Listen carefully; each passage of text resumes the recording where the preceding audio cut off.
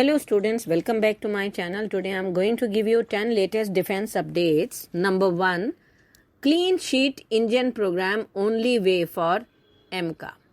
Sources familiar with the matter have informed that the current generation engines being offered to India cannot be upgraded later to incorporate into a 6th generation program.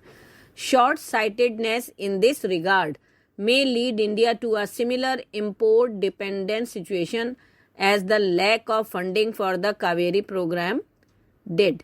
Next, 3 MiG-21 squadrons to remain operational until 2025 to be subsequently replaced by Tejas Mk1A.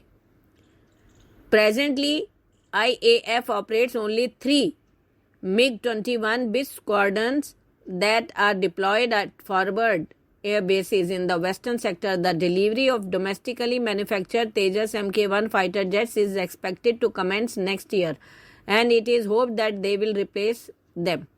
Next, IAF to get 100 ALS-50 loitering munition. Tata Advanced System Limited has begun delivering its ALS-50 loitering munition to the Indian Air Force. The drone is capable of vertical takeoff and launching, that is VTOL, and has demonstrated its ability to conduct precise strikes during trials and tests. Next, Bayraktar TB2 by Turkey becomes most sold UCAV. Turkey has emerged as a major player in the global unmanned combat aerial vehicle market thanks to the sources of its flagship drone, the Bayraktar TB2. According to recent reports, Turkey has exported this drone to the largest number of countries, surpassing other leading UCAV exporters like the US and China. The Bayraktar TB2 has gained popularity among militaries around the world due to its advanced technology and proven track record in various operations. Next, private space companies in India prepare for liftoff.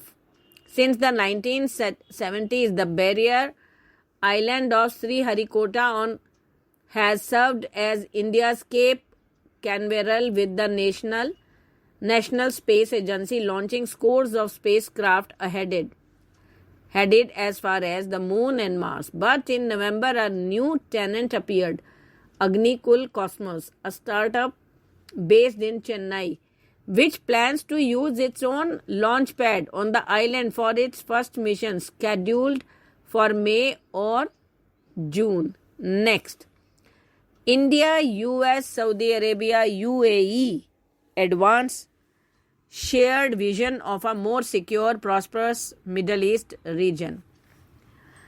They worked towards advanced their shared vision of a more secure, prosperous Middle East region interconnected with India and the world, according to a readout issued by the White House. U.S. National Security Advisor Jake Sullivan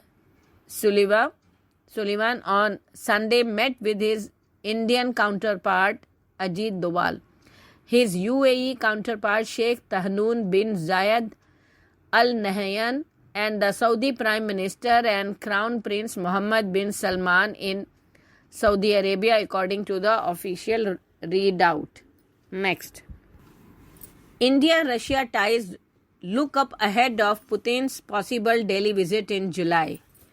India and Russia held a confidential exchange of views in Goa on Thursday to drive forward the dynamics of cooperation in key areas of the special and privileged strategic partnership between both countries. External Affairs Minister S. Jaishankar and Russian Foreign Minister Sergei Lavrov, who held a bilateral on the sidelines of the ongoing meeting of Foreign Minister of the member states of Shanghai Cooperation Organization, discussed ways to strengthen coordination activities between New Delhi and Moscow.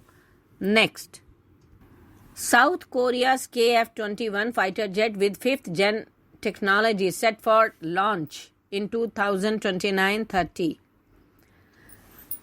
Now, This features advanced fifth generation technology such as an internal weapons bay and integrated sensors and data fusion is set to be launched in 2029-30. The KF-21, also known as Borame, is a project of the country's Defense Acquisition Program Administration, that is DAPA, and is being developed by Korea Aerospace Industries. This will be the first fighter jet to be developed in South Korea and will replace the country's aging fleet of F-4 and F-5 fighter jets. Next. After J&K, India finds lithium reserves in Nagaur, Rajasthan. Jaipur, if officials in Rajasthan government are to be believed, lithium reserves have been traced in Digana, Nagaur of Rajasthan. The Geological Survey of India and mining officials claim that the capacity of lithium reserves found here is higher than the lithium reserves found in Jammu and Kashmir recently. They claim there is so much lithium here that 80% of India's total demand can be met from there only. Till now, India is dependent on China for lithium. Now it is believed that China's monopoly will end, and like the Gulf countries, the fortune of Rajasthan will also rise. Thank you.